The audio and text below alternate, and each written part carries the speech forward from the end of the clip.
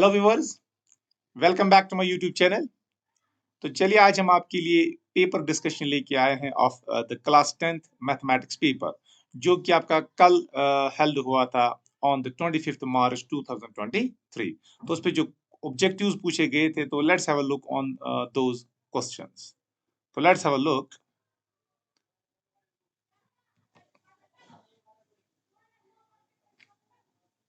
अब देखिए बेटा, तो पहला क्वेश्चन आपको ये पूछा गया था, द नंबर इज 3। नंबर क्या है आपका? क्या इवन नंबर है, कंपोजिट नंबर है, प्राइम नंबर है कि नन ऑफ दीज? तो क्लियरली इसका क्या है, ये प्राइम नंबर है, क्योंकि प्राइम नंबर आप जानते हो प्राइम नंबर किसको बोलते हैं। तो प्राइम नंबर बेटा हम उसको बोलते हैं जिसके वेट, हाँ देखिए बेटा, तो प्राइम नंबर किसको हम बोलते हैं? प्राइम नंबर हम उसको बोलते हैं जिसकी दो ही फैक्टर्स होंगे। तो अगर आप तीन दोगे तो तीन के कितने फैक्टर्स हैं? 1 और 3 इसका फैक्टर है, तो ये आपका प्राइम नंबर कहलाता है। तो जो पहला वाला जो ऑब्जेक्टिव था, इसका ऑप्शन नंबर सी करेक्ट था। Now let us move on to the option number question number second. अब देखिए, अब इसी के बाद देखिए ये था आपका, ये एक और क्वेश्चन ये भी आया था। The value of cos theta increases as theta increases. देखिए ये बोल रहा है कि जो cos थीटा का वैल्यू है ये इंक्रीज होगा। क्या होगा? ये इंक्रीज होगा जब आपका थीटा इंक्रीज होगा। तो ये ट्रू फॉल्स पूछा गया था, क्या ये ट्रू है या फॉल्स है? तो लेट्स हैव अ लुक। अब देखिए जरा cos 0 डिग्री देख रही है, वो 1 के बराबर है। और जरा cos 90 डिग्री देखिए, तो वो किसके बराबर है? वो 0 के बराबर है। तो इसका मतलब जब आप थीटा को इंक्रीज करोगे फ्रॉम 0 डिग्री टू 90 डिग्री, तो क्या cos का वैल्यू इंक्रीज हो रहा है कि डिक्रीज हो रहा है? तो क्लियरली ये डिक्रीज हो रहा है, क्योंकि ये 1 से कहां पर जा रहा है? ये 1 से 0 की तरफ जा रहा है। तो इसका मतलब वैल्यू तो डिक्रीज होगा। 0 पे इसका वैल्यू मैक्सिमम है, और जब 90 वैल्यू लेते हैं तो उस वक्त वैल्यू 0 होता है। तो जो वैल्यू है cos थीटा का, तो ये इंक्रीज नहीं हो रहा है जब थीटा इंक्रीज हो रहा है। तो इसका क्लियरली तो इसका क्या आएगा? तो ट्रू तो नहीं आएगा। तो इसका बेटा जो आएगा, तो ये इसका ऑप्शन आएगा। तो ये तो इट इज फॉल्स, ठीक है। और यहां पर पूछा गया था एक और, तो all dash triangles are similar. तो clearly equilateral triangles are similar. तो यहां पर आएगा इक्विलेटरल। तो इक्विलेटरल आएगा, क्योंकि सिमिलर ट्रायंगल्स के लिए आपको क्राइटेरिया पता है। जो इक्विलेटरल ट्रायंगल होता है सारे के सारे एंगल्स के बराबर होंगे। देखो अगर ये इक्विलेटरल ट्रायंगल है और ये दूसरा इक्विलेटरल ट्रायंगल है, तो मैं जानता हूं ये एंगल इसके बराबर होगा, ये एंगल इसके बराबर होगा, और ये एंगल इसके बराबर होगा। तो बाय इस एंगल सिमिलैरिटी क्राइटेरिया ये एक दूसरे के सिमिलर होंगे, ठीक है। तो इसका आएगा all equilateral triangles are similar.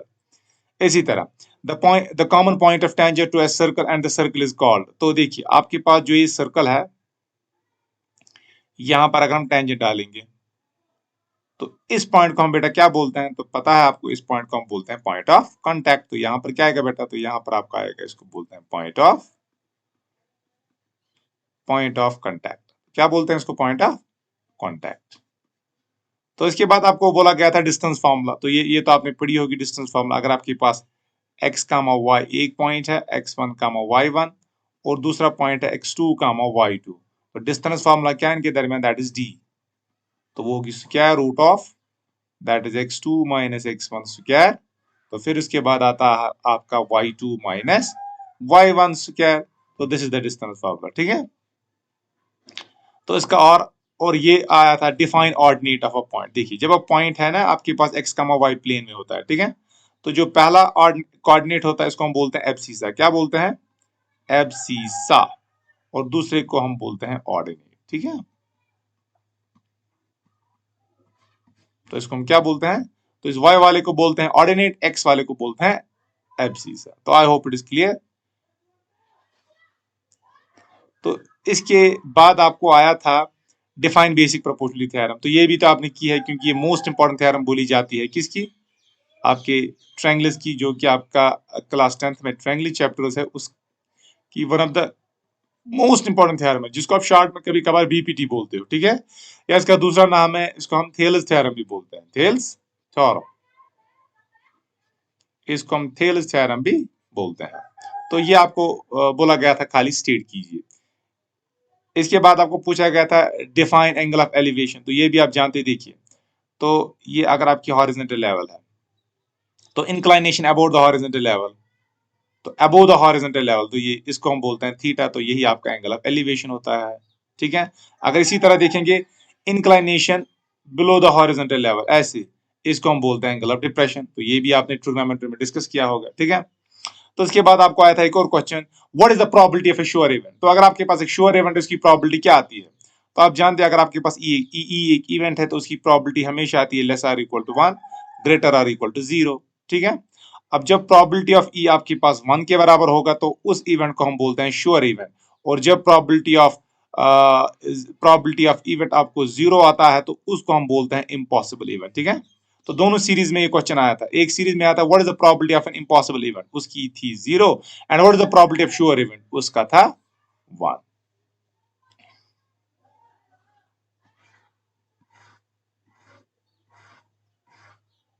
हाँ, अब देखिए एक और ये ऑब्जेक्ट आया था, तो circumference of a semi circle of radius. आप देखिए अगर आपके पास एक सर्कल है ऐसा, ठीक है, अब इसका रेडियस क्या है आर, आप जानते हैं इसकी सर्कमफ्रेंस किसके बराबर 2 पाई आर, तो 2 पाई आर इसकी सर्कमफ्रेंस है। अगर हम सेमी सर्कल लेंगे तो सेमी सर्कल का आएगा half, that is 2 pi r by 2, तो डिवाइड बाय 2, तो ये आएगा पाई आर।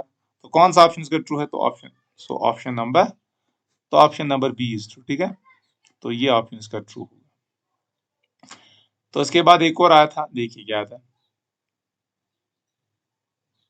ये, अब देखिए इसके बाद आपको आया था how many tangents parallel tangents can a circle have, how many parallel tangents can a circle have, तो सर्कल के कितने पैरेलल टेंजेंट्स हो सकते? देखो ये आपके पास एक टेंजेंट है, देखिए ये आपके पास एक सर्कल है, तो इसको आप टेंजेंट डालिए एक यहाँ से, तो दूसरा जो डालना पड़ेगा वो आपको यहाँ से डालना पड़ेगा। तो at a time parallel tangents कितने हो सकते हैं? Parallel tangents at a time 2 ही हो सकते हैं। ठीक है, तो इसका आंसर आएगा 2।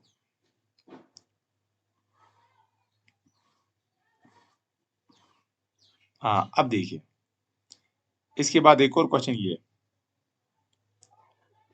ये आपको the product of the roots of the quadratic equation किसके बराबर होता है? देखो product of roots alpha beta, तो वो क्या होता है? वो होता है constant term divided by the leading coefficient of the leading term. What is the constant term? That is -5, and what is the leading term? That is √5। तो ये आएगा -5 √5, तो इसको मैं लिखूंगा -5 डिवाइड बाई √5, तो √5 से चलिए रैशनलाइजेशन करेंगे तो ये आएगा √5 डिवाइड बाई √5, तो किसके बराबर आएगा? ये आपको आएगा 5 √5 माइनस बाहर है, और यहाँ पर आपको आएगा √5 इंटू √5, दैट इज √5² और स्क्वायर और रूट कैंसिल हो जाएगा, तो आएगा 5, तो 5 कैंसिल, तो सिंपली आपको आएगा -√5। तो कौन सा ऑप्शन ट्रू है इसका? तो ये इनकरेक्ट है, ये भी इनकरेक्ट है, तो इसका ऑप्शन सी नंबर ट्रू है, और ये भी गलत है। अब इसके बाद एक और क्वेश्चन आपको आया है, what is the HCF of the 2 prime. अगर 2 प्राइम नंबर्स होते हैं उनका एचसीएफ क्या होता है? तो क्लियरली उनका एचसीएफ 1 होता है। जैसे 2, 3 प्राइम नंबर है तो एचसीएफ इनका 1 ही होगा। 3, 5 तो एचसीएफ इसका 1 है। इसी तरह आपको बोला गया था the sum of the first n natural numbers is yes. अगर आपके पास n नेचुरल नंबर्स होते हैं उनका सम हमेशा इसके बराबर होता है n into n plus 1 divided by 2। तो ये तो क्लियरली पढ़ाया जाता है 1 + 2 + 3 + so on plus n, this is the sum of first n natural numbers, ये हमेशा इसके बराबर होता है n into n plus 1 divided by 2। तो इसका ट्रू आएगा। ठीक है, तो ये इसका करेक्ट है, तो फॉल्स तो नहीं आएगा। ठीक है, अब इसका और भी आया था, हाँ इसका और आपको इसके साथ आया the next term of the AP is, हाँ इसकी नेक्स्ट टर्म क्या होगी? देखिए इसकी पहली टर्म है, दूसरी टर्म है, तीसरी टर्म है, तो आपको फोर्थ टर्म निकालनी है जिसको हम A4 बोलेंगे। ठीक है, तो फोर्थ टर्म किसके बराबर होगी? अब देखिए आप जानते हैं जो एपी की n टर्म होती है an किसके बराबर होता है? वो होता है a + n-1 इंटू डी। अब a क्या होती है? ये पहली टर्म होती है, तो जो फोर्थ टर्म होगी वो होगी A4 is equal to a + n-1 that is 3d। अब पहली टर्म तो आपको दी गई है और आपको खाली कॉमन डिफरेंस निकालना। देखिए अब देखिए ये है ना आपके पास √27, इस √27 को मैं लिख सकता हूँ 3² इंटू 3, तो लिख सकते हैं बेटा इसको ऐसे, तो 3² इंटू 3 को मैं लिख सकता हूँ 3√3, क्योंकि इसके साथ स्क्वायर रूट कैंसिल हो जाएगा, इसके साथ खाली स्क्वायर रूट रहेगा, तो रहेगा 3√3। इसके बाद जो आपकी टर्म है वो है आपको बेटा दैट इज √48। इसको अगर आप देखोगे इसको मैं बेटा ऐसे लिख सकता हूँ, इसको मैं लिख सकता हूँ 2⁻⁴ मल्टीप्लाइड बाय 3। 2⁻⁴ किसके बराबर? 16 into 3 दैट इज 48। तो 2 रेज पावर 4 इंटू 3 को मैं लिख सकता हूँ 4√3।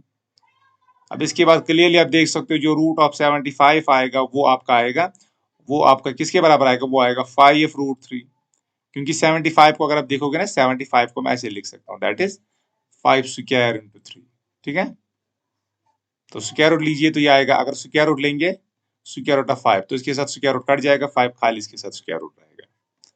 तो अगर आप देखोगे जो आपका एपी है, तो चलिए यहाँ पर मैं लिख लेता हूँ। तो एपी क्या है आपका, देखिए एपी क्या है, तो एपी है आपका 3√3 पहली टर्म, दूसरी टर्म 4√3, अब तीसरी टर्म 5√3। अब खाली आपको ये टर्म निकालनी है, तो A4 किसके बराबर होगा, तो पहली टर्म है 3√3, 3√3 तो √27, ठीक है, प्लस फिर 3 A3, ये A3 multiplied with common difference, common difference is second term minus first term या third term minus second term, तो 4√3 माइनस 3√3 दैट इज सिंपली √3, तो ये आएगा √3। तो √3 तो हम जानते हैं, तो A4 किसके बराबर आएगा, ये आएगा √27 प्लस स्क्वायर रूट ऑफ 27। तो A4 आपको आएगा बेटा that is 2 times square root of 27। तो इसको हम फर्दर अगर सॉल्व करेंगे, इसको मैं लिखूंगा 2 स्क्वायर इंटू 27, इसको स्क्वायर रूट के अंदर लूंगा मैं, तो अंदर स्क्वायर आएगा, क्योंकि अगर बाहर में लूंगा ना तो अगेन स्क्वायर रूट कैंसिल हो जाएगा, तो यही वापस से आएगा। तो 2 स्क्वायर इज 4, 4 इंटू 27 किसके बराबर है, 27 इंटू 4 इज, तो that is equal 27 plus 27 that is equal to 54। Yes, 27 plus 27 is 54, 54 plus 54 is 108, तो ये आपको 108 के बराबर आएगा। ठीक है, तो अगर आप देखोगे आपको क्या बोला गया है, the next term of the AP, तो इसकी नेक्स्ट टर्म क्या है, 1√184। तो नेक्स्ट टर्म ये वहीं से बोल रहा है कि इसकी 1 रूट स्क्वायर रूट ऑफ 108, तो स्क्वायर रूट ऑफ 108 इसकी नेक्स्ट टर्म है। क्या ट्रू है, फॉल्स है, तो क्या है इसका, तो ये ट्रू है, फॉल्स नहीं है। तो आई होप इट इज क्लियर, ये भी आपको समझ आया होगा। काफी इजी पेपर आया था आपका जो 10th जो आपका कल हेल्ड हुआ था, इट वॉज वेरी इजी, उतना डिफिकल्ट नहीं था, ऑब्जेक्टिव्स बिल्कुल आसान आए थे। अब देखिए the distance between this points, तो ये दो पॉइंट्स दिए गए हैं। अब देखिए इनके दरमियान आपको डिस्टेंस बोला गया है, निकालो।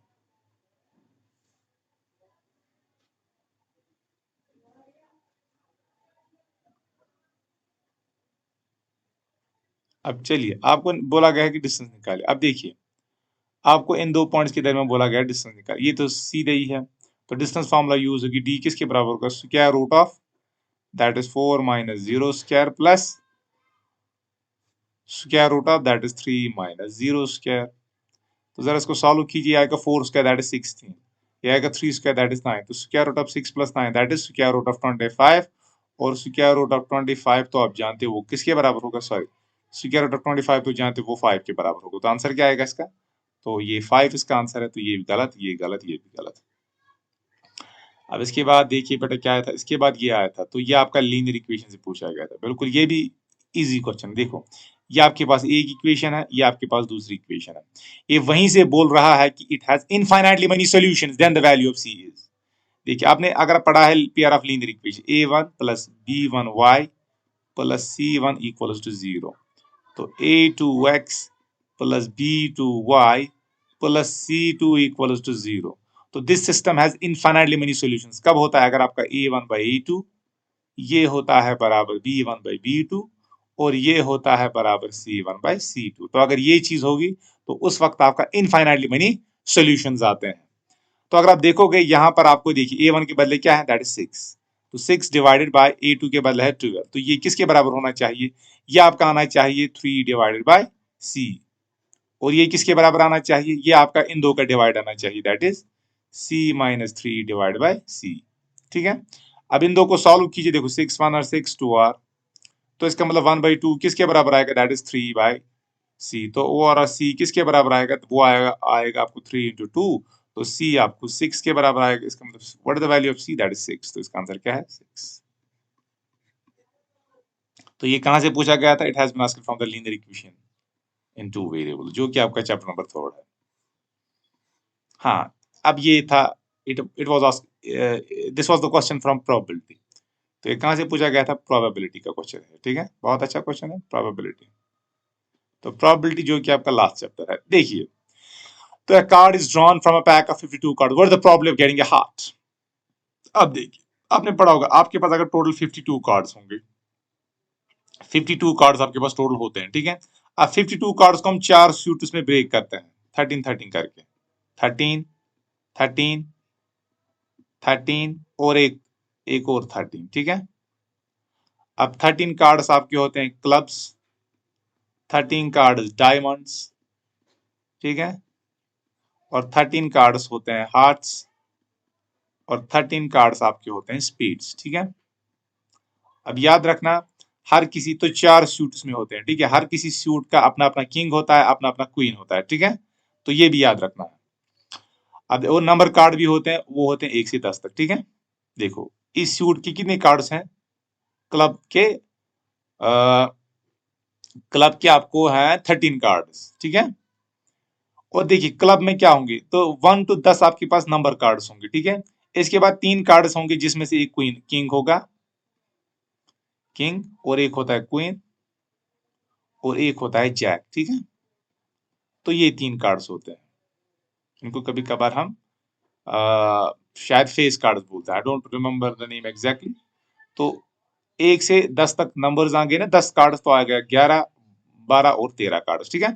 तो हर सूट में 13 कार्ड्स होते हैं, और फर्दर याद रखना कि इन 13 कार्ड्स में क्या हो, तो ये 52 कार्ड्स में 26 आपके रेड कार्ड्स होते हैं, और 26 आपके ब्लैक कार्ड्स होते हैं, ठीक है।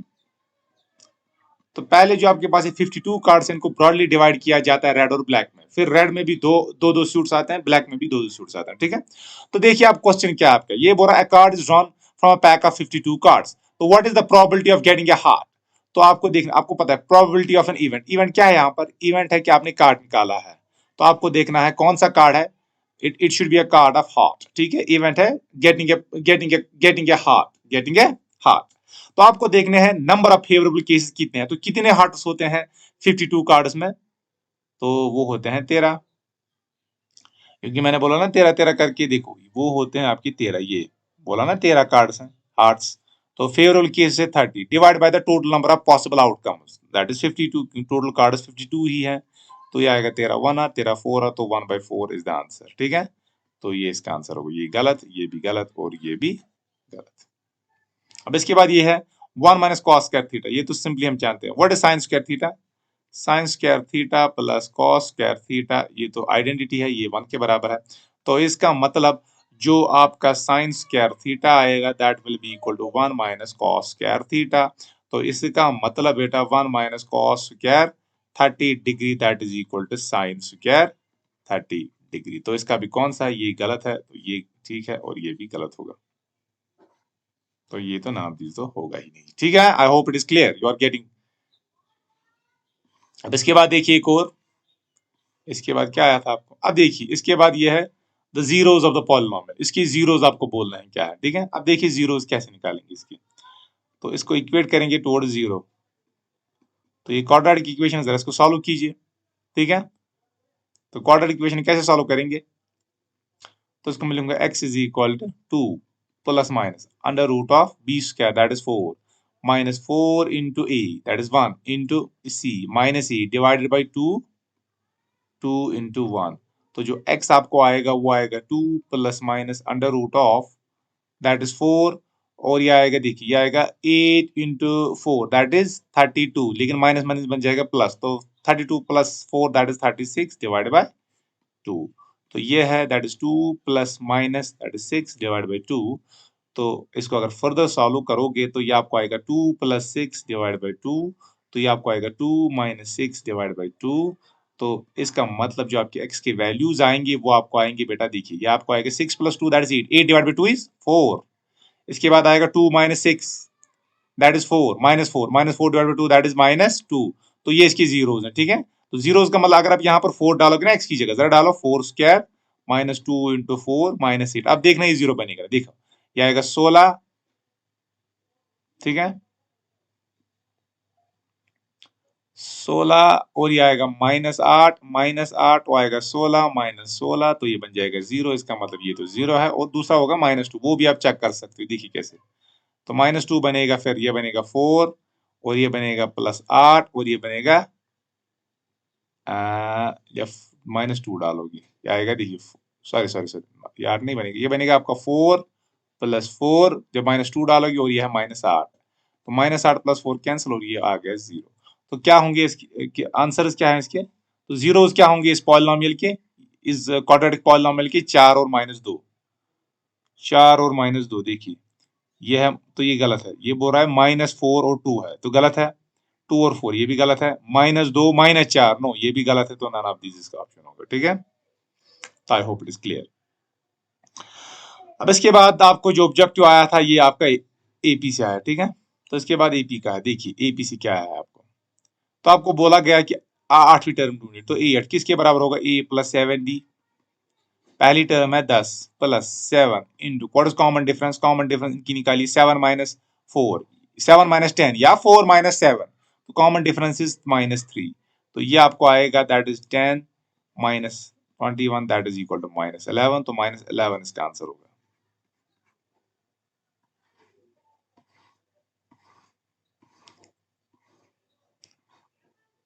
अब इसके बाद ये तो इजी है, ये तो आप कर पाओगे। ठीक है, तो आपको हेमिस्फीयर का टोटल निकालना है। सरफेस एरिया, सरफेस एरिया क्या होता है स्फीयर का? ये तो इजी है। What is the surface area of sphere?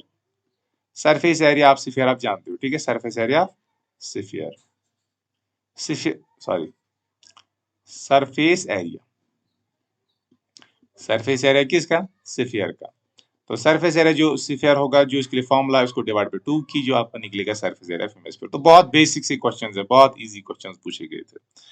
तो इसके बाद आपकी कुछ ये क्वेश्चंस हैं जिनको आपको सॉल्व करना था। आई होप आपने सबने किया होगा। ये बिल्कुल बेसिक सा पेपर आया था, तो you can have a look on this. ये भी आया था, ये भी, ये भी तो this is also very easy question. ठीक है, उसके बाद ये प्रोबेबिलिटी में क्वेश्चन आया था, ये आपका आया था एक और question, and this has been asked from, और दिस इज आल्सो वेरी, ये भी आपका बेसिक सा क्वेश्चन है। इसके बाद ये पूछे गए थे एपी से। ठीक है, आई होप पेपर सबने अच्छा किया होगा। इसके बाद ये पूछा गया था, और ये क्वेश्चन तो, जो ये क्वेश्चन है ना, कि ये क्वेश्चन की ये तो हमेशा गेस में दिया जाता कि ये क्वेश्चन तो आता ही आता है हर साल।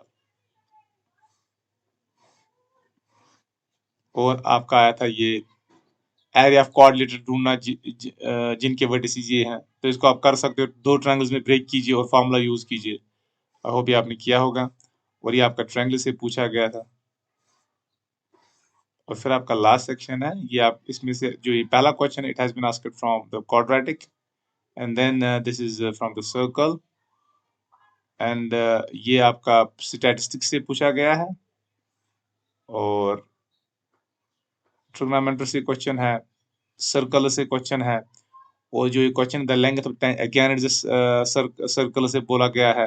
Find the area of the corner of the circle, ये सर्कल से बोला गया है। ये एक्चुअली है एरिया ऑफ सेक्टर के related question, question number 33। Question number 34 again it has been asked from the surface area and volumes. तो this was your the paper discussion. तो ये आपका पेपर डिस्कशन था बेटा। तो this was all about the paper discussion. कौन सा paper था? Maths paper. मैथ्स पेपर जो कि आपका हेल्ड ऑन, जो कि आपका कब लिया गया था? कल लिया गया था, 25 मार्च 2023। तो आई होप जो मैंने आपको ये सेशन करवाया, आपको ये समझ आया होगा। तो ज्यादा से ज्यादा चैनल को शेयर कीजिए, सब्सक्राइब कीजिए और लाइक कीजिए। Bye bye, thank you.